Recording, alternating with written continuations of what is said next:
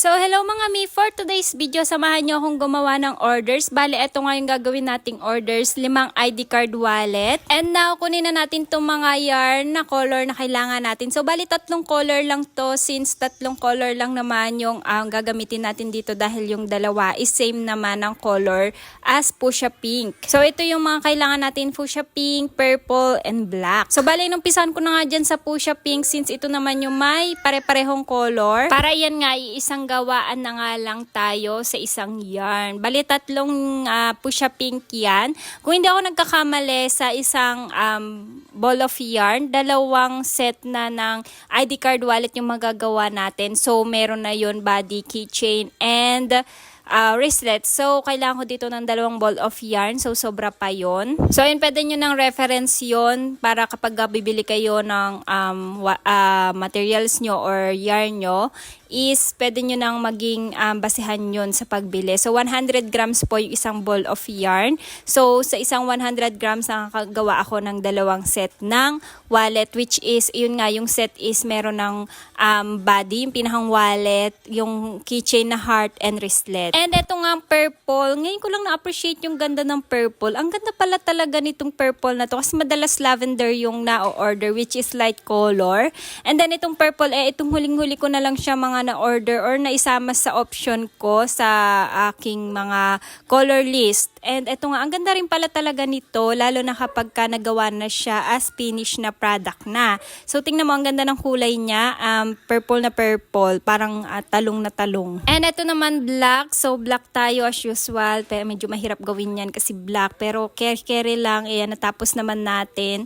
And ayan na nga yung 5 na ginawa natin. So tapos na yung base, lalagyan na lang natin yan ng kasunod na prosesong ginagawa ko pag gumagawa ako ng wallet. Yung paglalagay na ng zipper bago ako gumawa ng mga abubot pa niya like yung keychain and wristlet nga. So tatapusin ko na muna yung pinahang wallet. Lalagyan natin yan ng mga kailangan niya like itong zipper. So para isang process na nga lang tayo kapag gumagawa. So isang tahian na lang ng zipper, ganyan. So mas madali kasi ang proseso kapag isang process lang yung ginagawa mo. Parang mas mapapadali ka kapag gumagawa ka lang muna ng puro body or puro wallet lang muna bago yung next step na paggagawa ng paglalagay ng mga zipper, yung ganon. So mas mapapabilis ka kapag ganon ka, lalo na kapag maramihan yung order na ginagawa mo. Kasi parang kumbaga nauulit lang ginagawa mo is napapabilis ka. Kumbaga sa nagkakaroon ka ng momentum sa paggagawa.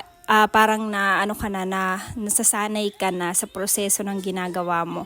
So heto nga yung ating pinahang ating wallet. So ito, nagawa ko na rin dyan yung itong ating wristlet and heart keychain. So lalagyan na lang natin yan ng mga abubot niya, yung keyring and anything and everything. So sa mga magtatanong nga uli ng mga materials na gagamitin ko dyan, ilalagay ko na lang po sa comment section yung complete list ng mga materials na ginagamit ko sa ating wallet. So paki-check na lang po sa comment section lahat ng mga link ng materials na ginagamit ko sa ating mga wallet. So ilalagay ko na po dun lahat kung saan ako nakakabili para kung gusto nyong same kayo ng shop na mabilhan, yun, doon na kayo bumili sa aking link. And I wanna congratulate myself. Opo, dahil updated tayo sa pagpo-post ngayon. Dahil itong order nga na to ay today ko lang din siya ipapaship. So sa madaling salita, nakapag-upload tayo sa day ng shipment. So kapag napanood to ng ating customer, alam niya na eto yung proseso ng order niya. Complete yung order niya, good packaging and everything and all. So ayun lang, kasi gusto ko rin yung purpose ng pagpo-post ko ng mga vlogs is makita ng customer ko na ito yung nangyari sa order nyo, okay yung packaging niya.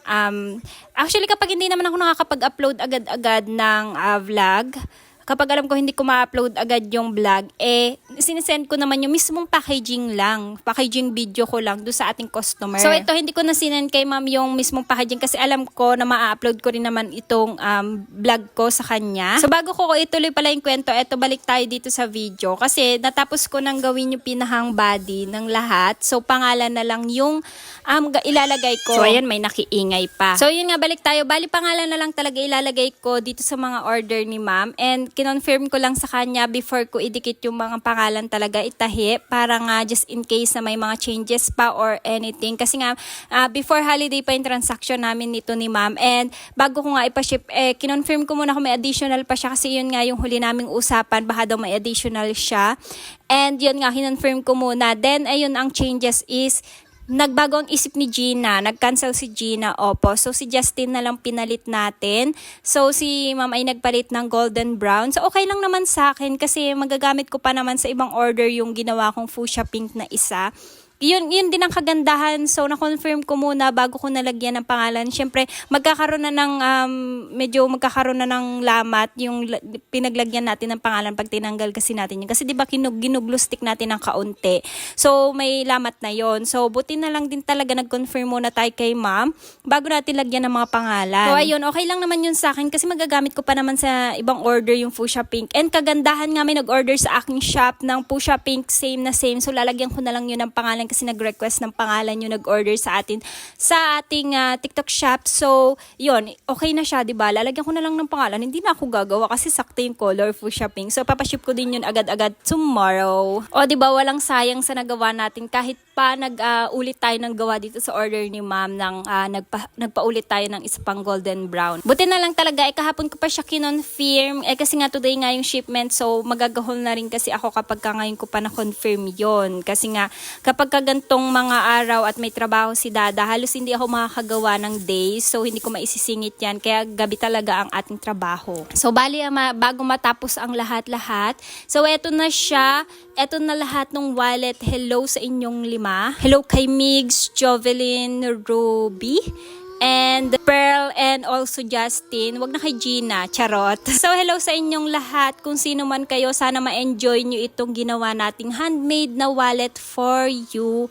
For customize for you lang. So, ayan, sa sobrang haba nitong vlog ko, hindi ko na alam kung ano mga sasabihin ko, kaya ine-adjust ko na lang kayo. Charot. So, anyway, plastic lang natin to isa-isa para naman secured bawat wallet natin. So, hindi ko na nga lang nilagyan to ng aking logo ba yun?